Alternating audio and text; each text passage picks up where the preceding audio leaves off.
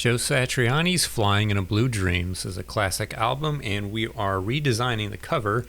There you can see on the left is the original album cover with Joe on the front, and on the right there's my redesign. Not saying mine's better, just saying this is my version of it, my style, and just a fun personal project and get some good content out of it.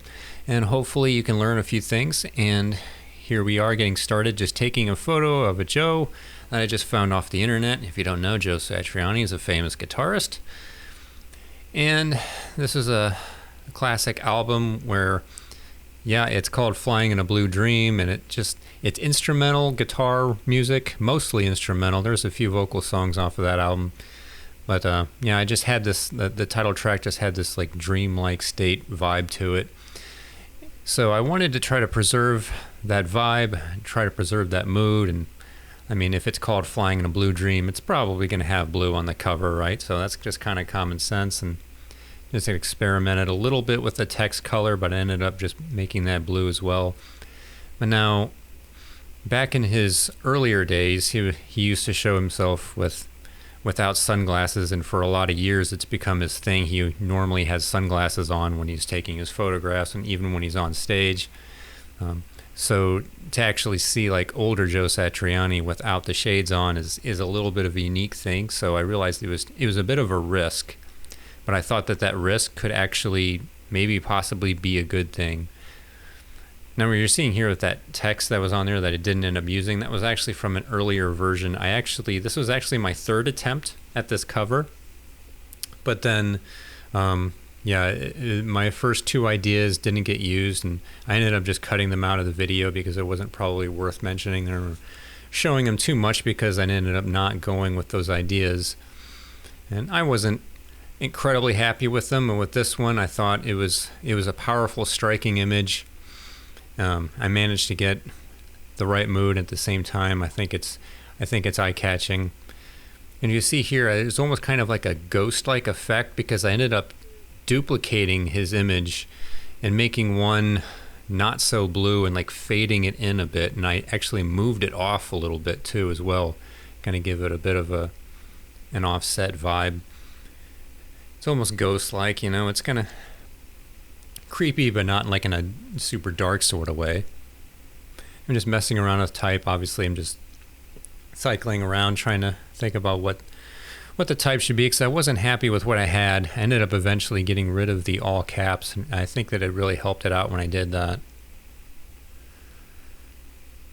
Just messing around with trying to say, okay, I was pretty sure I was going to use the Joe Satriani to the top left of the name of the album, but just wanted to move it around and not get too carried away with just sticking with the first idea, but at least trying a few other things. And that type change there really helped in the end. I think that definitely, I think that works.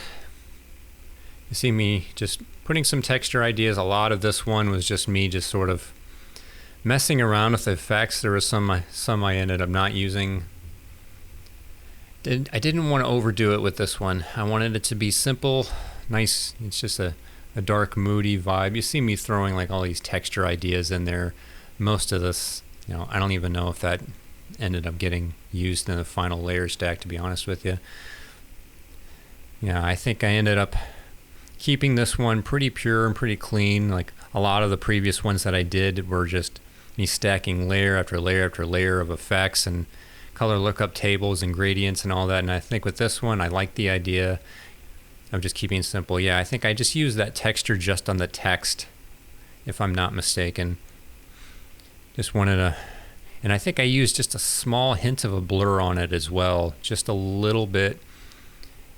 Very, very fine. You probably really hard to tell. Yeah, I just gave it a little bit of a blur so it didn't look too perfectly digital. And there you have it. There's the finished piece.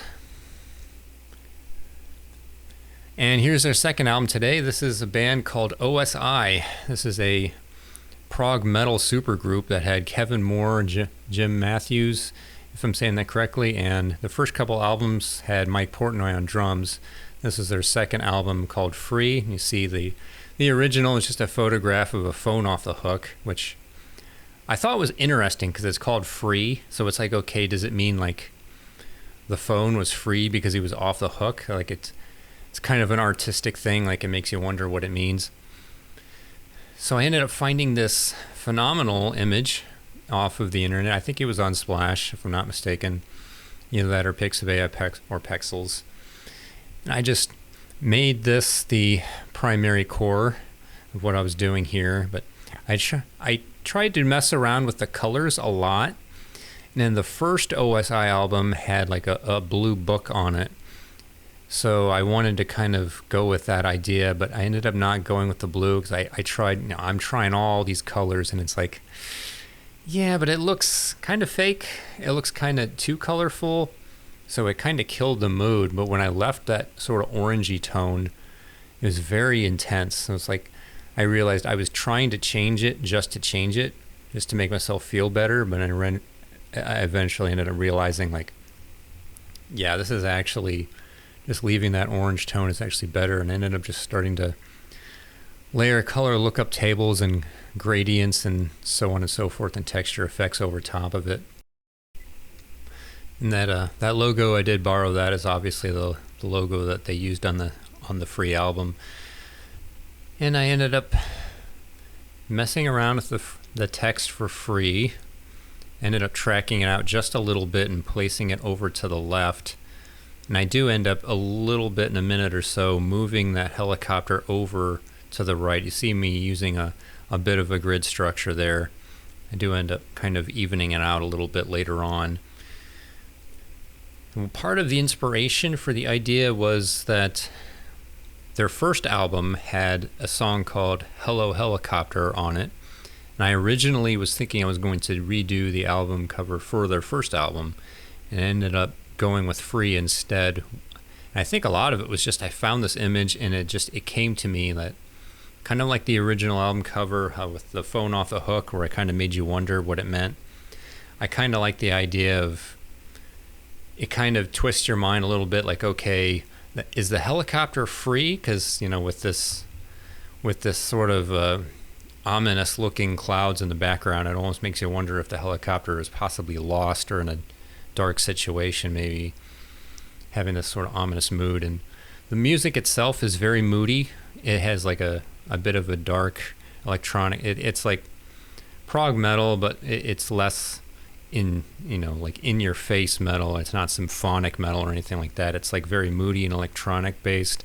The vocals are very, very, very low key, more like more like moody Pink Floyd. You see me here just moving the image over and just cleaning it up a little bit. Nothing complicated. And again, I end up not using that blue. A lot of this piece was me just messing around with the gradients, messing around with the color. And I tried really hard to do something unique, and I just kept coming back to this original image, just being like, you know what? It doesn't need that much change. It really doesn't. Like, I was just trying too hard to make it completely different when I really didn't need it.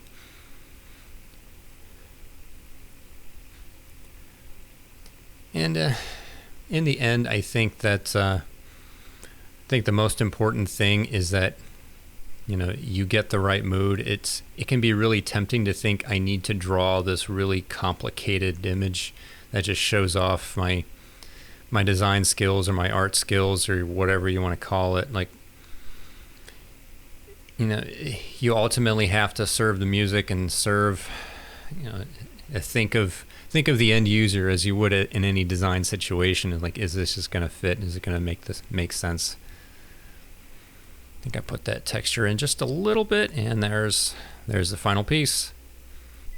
I think compositionally it really helped that light was coming from the very top, centered, and just kind of moves your eye down to the free, the helicopter, and then the logo. All right, thanks everyone for watching. I will see you in the next one. Peace.